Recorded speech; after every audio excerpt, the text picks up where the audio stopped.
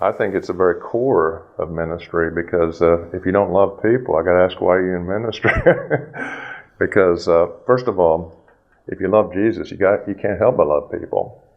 But you also got to love Jesus enough, and this is a crucial question I had to ask myself when I found myself fired from this church. You know, is Jesus enough? Again, I come back to that question again because it's such an important question. Because all of a sudden, you know, what happened to me was there was so much gossiping and so many bad things said about me that, I mean, my reputation was totally destroyed. And because, I mean, there was room, you know, what they would say is stuff like this: out of respect for Ed, we don't want to say what happened. Well, you can imagine, okay, the pastor who founded the church is now gone. He's terminated. I mean, he's done. I mean, where's your mind going to go? And the fact of the matter was, there wasn't one single biblical charge. No indiscretion, no immoral actions, nothing. My only charge was I wasn't in the office enough. And so now you're sitting there, but I also felt compelled not to defend myself, because I knew in doing so that a lot of young Christians would get hurt. So I kept my mouth shut, much to the chagrin of some of my friends, because they're sitting there going, defend yourself.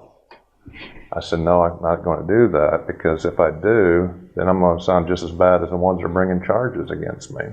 And I don't want to have that blood on my hands, so to speak. So what I did is, at that particular point, I was totally devastated. And I mean, I was literally weeping in my room. And I just said, God, I don't know if I can keep going on. But then I thought of Jeremiah. Jeremiah, talk about a tough ministry. The guy would go out there and he'd preach truth to the people, and they'd throw him in a pit, they'd beat him and everything else. And he'd always come back and go, I can't stand this, I'm not doing this anymore, I'm quitting, you can have this. If this is ministry, God, I'm done. They're stiff-necked. I don't care about these people. I care more about their salvation than they do. And God would go, yes, Jeremiah, I know. But would you do it again? Would you do it for me? And Jeremiah go, oh, Lord, yes, I'll do it for you. Because why? Simply because God was enough.